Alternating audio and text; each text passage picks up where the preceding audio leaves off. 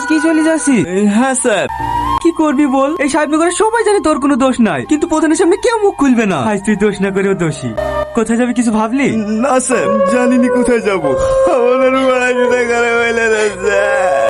কাঁদিস না, সব হবে। এই নে ধর, এটা তো ট্রান্সফার সার্টিফিকেট। নবগ্রামে আমার মামার বাড়ি, তুই আমার মামার বাড়ি যা। কিন্তু স্যার। কোনো কিন্তু না, আমি ফোন করেছিলাম, সব কথা হয়ে গেছে। ওখান থেকে তুই পড়াশোনা কমপ্লিট করবি। ভালো করে পড়াশোনা করবি, তোর মায়ের স্বপ্ন তোকে পূরণ করতেই হবে। আপনি আমাদের যে উপকার করলেন এই দিন আমরা জীবনে শোধ করতে পারবো না। আরে কাঁদেন না বোন, টনি পড়াশোনা সত্যি খুব ভালো। দেখবেন ও একদিন অনেক বড় জায়গায় পৌঁছে যাবে। আছেন স্যার? কোথায় আছে রে? ভিতরে আছে। দাঁড়ান দাঁড়ান দাঁড়ান, এখন যাইন না, ভিতরে রিয়াজ দাদা আছে। সবাই এসে ঢুকে পড়েছে। আমি কি করবো বলো? আমি করবো মাত্রই তোমাকে এসে বলেছি। আসছি স্যার। আসুন। হ্যাঁ, আপনি তো আমাদের থানা নতুন এসেছেন। হ্যাঁ, তা আপনার জন্য কিছু উপহার আসলাম। এই উপর গুলো টেবিলে রাখ। টনি? টনি না স্যার বল। কি ব্যাপার? এত বড় মাছ, মিষ্টি, টাকা বাঁচে লাগছে। আমাকে ঘুষ দিতে এসছি। কনস্টেবল, স্যার একটা ছবি তোলো আর কেস লেখো। ফন ডিউটি পুলিশ অফিসারকে ঘুষ দেওয়ার অপরাধে সাহেবনগরের প্রধান মিস্টার রাজিজুলকে গ্রেপ্তার করা।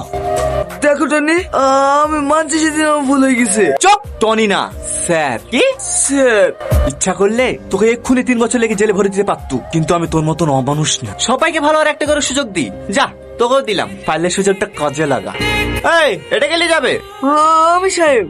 কিসে ধাক্কা মারলো? একটা মেয়ে স্যার, ডান্স আমি দেখছি। এই মেয়ে গাড়ি দেখে চালাতে পারো না? দেখি তোমার লাইসেন্স দেখি। লাইসেন্স নাই স্যার, আমাদের এখানেই বাড়ি। এটা প্রধানের বোন। প্রধানের বোন দেখে হয়েছে? প্রধানের বোন বলে মানুষের জীবনে খেলা গেলে লাইসেন্স পেয়ে গেছে নাকি? টনি, তুমি পুলিশ অফিসার হয়ে গেছো? একজন গরিব ঘরের ছেলে পুলিশ অফিসার হয়েছে বলে ওর খুব কষ্ট হয়েছে নাকি? এত বড় নোংরা খেলাটা খেলেও আমার সফল হওয়াটা আটকাতে পারলে না, তাই না? আমি কিন্তু তোমার সব ভুল আটকে যাবো। দেখো, তুমি যে ভাবছো সব ভুল। আগে আমার কথাটা শোনো। চুপ! আমার সামনে আর কোনো নাটক করবি না। কনস্টেবল, এই কি হলো? তুমি গাড়িতে উঠলে কেন? নামো।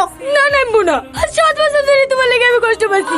আগে আমার সব কথা শুনবো, তারপর আমি গাড়ি থেকে নামবো। তোমার কথা শুনে মতো অত সময় আমার নাই। গাড়ি থেকে নামবা। তুমি যতক্ষণ না আমার কথা শুনবো, আমি গাড়িতেই বসে থাকবো। কনস্টেবল, হ্যাঁ স্যার, নামো গাড়ি থেকে। ছাড়েন, কোনো জায়গায় হাত দেবেন না। নামছি। বাবা, ঝাঁজ তো কমেনি। স্যার, আপনার লাগেজগুলো সব আপনার রুমে পৌঁছে দিয়েছি। কোনো কিছু সমস্যা হলে আমাকে বলবেন, আমি আপনার পাশের রুমেই থাকি। আমার লাগেজ রুমে নিয়ে গেছে কেন? আমি তো রুমে থাকবো না, আমি আমার বাড়িতে থাকবো। এই গ্রামে? হ্যাঁ, এই গ্রামে আমার জন্ম, এখানেই আমি বড় হয়েছি। এই হাসি, এটা টনি না? ভালো আছেন ছোটমা? হ্যাঁ হ্যাঁ, ভালো আছি। তুমি ভালো আছো মধু? হ্যাঁ ছোটমা, ভালো আছি। যাই, বাড়ি পানে যাই, পরে কথা হবে। আপনাকে গ্রামের লোকজন কিভাবে দেখছে দেখেছেন? মনে হচ্ছে যেন জীবনে কোনো পুলিশ দেখেনি। ওইরকম কিছু না, আসলে 6-7 বছর পর গ্রামে ফিরছি তো, তাই আর কি। আন্টি গেলে আসবে বলছিলেন যে? আগে ঘরটা ঠিক করে তারপরে। এটা আপনার বাড়ি?